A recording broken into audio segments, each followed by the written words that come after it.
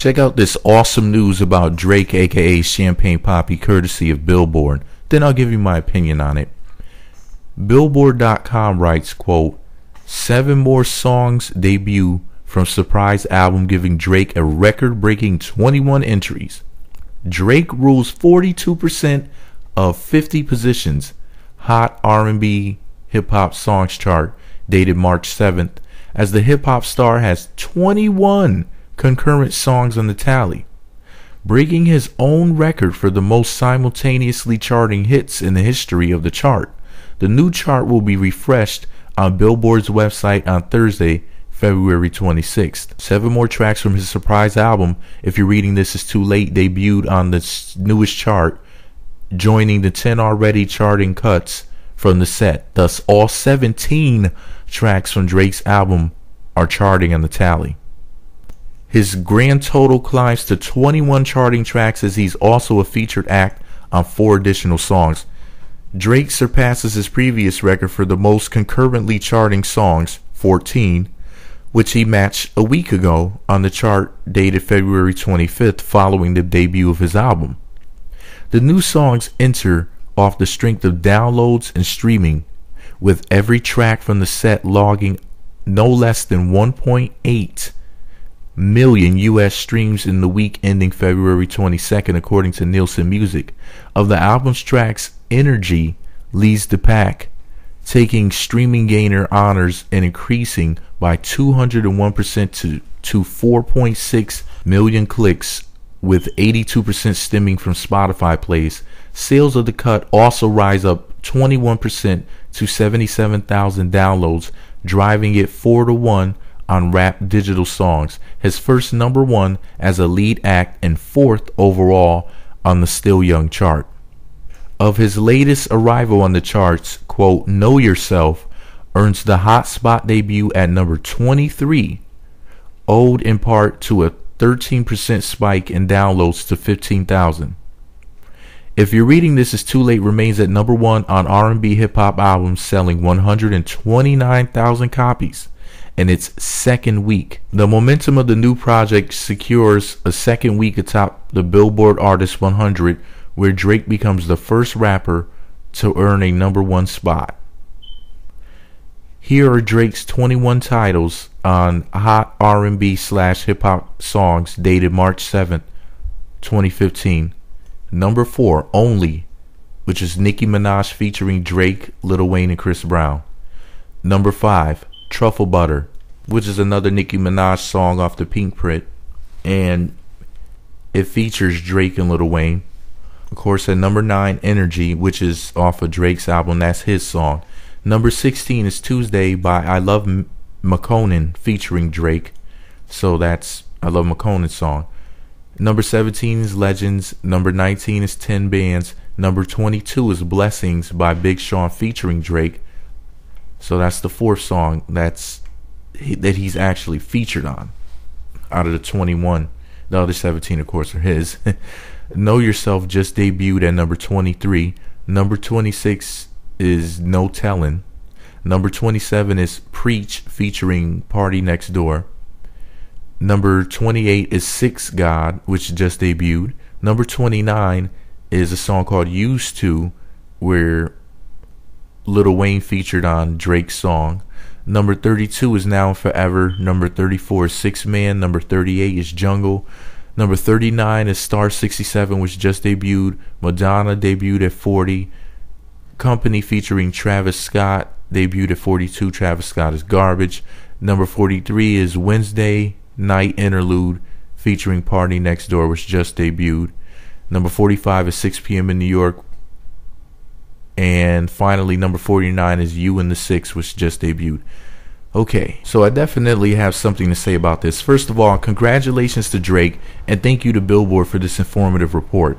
I wanted to start off by saying this. Anyone who has listened to my YouTube video rants about rap music or read my blogs and comments on the internet knows I have a huge disdain for most southern rap music. Now, while they can't even sell a mere 50,000 copies in their first week in the South, Canadian artist Drake once again sold 500,000 copies out of the gate and went gold within a single week. Yet people from Atlanta particularly, as well as other places in the South, keep falsely claiming, quote, the South run things in hip-hop, shout it. The South runs things in hip-hop? Really?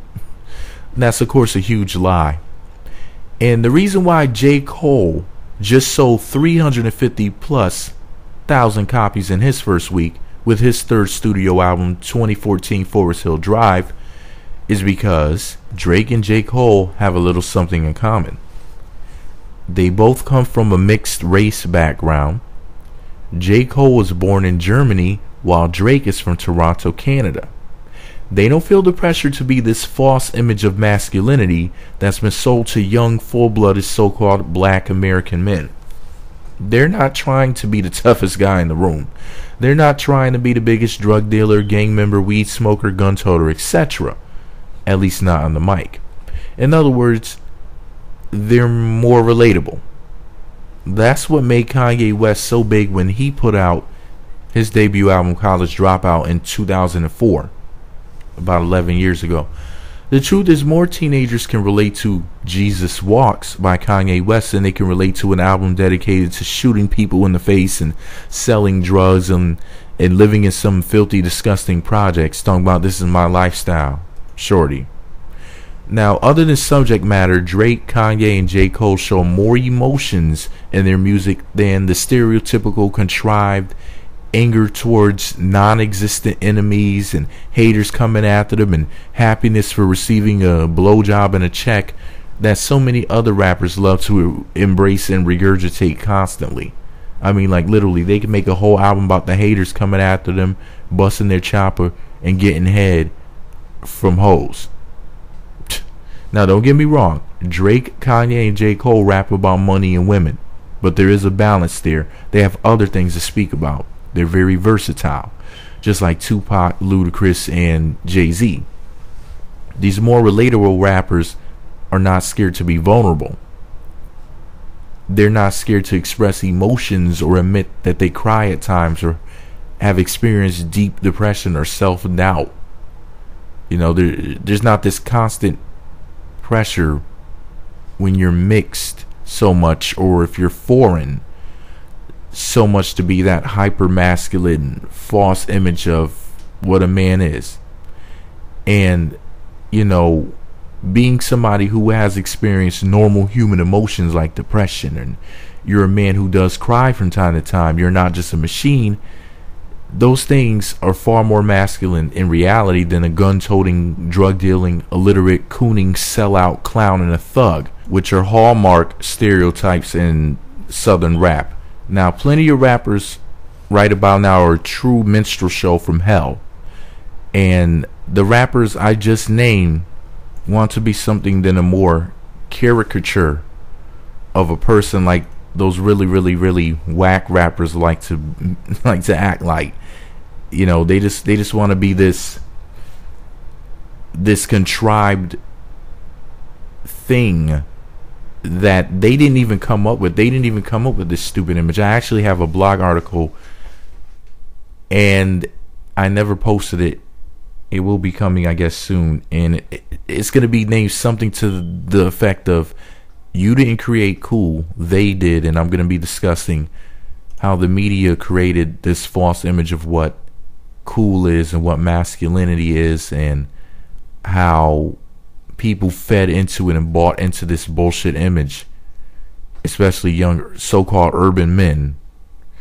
But anyway, back to the story, back to what I was saying about this whole Drake thing and why J. Cole and Drake are so successful.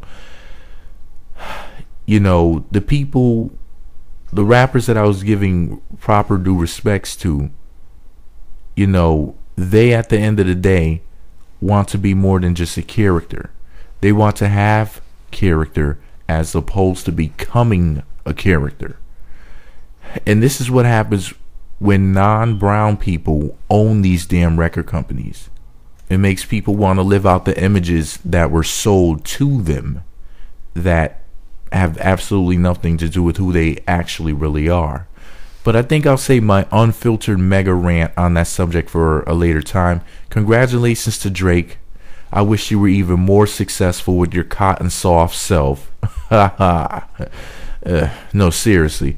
We need to start pushing people who are bad for the music out of the industry. Their lyrics, beats, vocabulary, lack of charisma are all just pathetic. Besides, who can really relate to a drug-dealing coon anyway?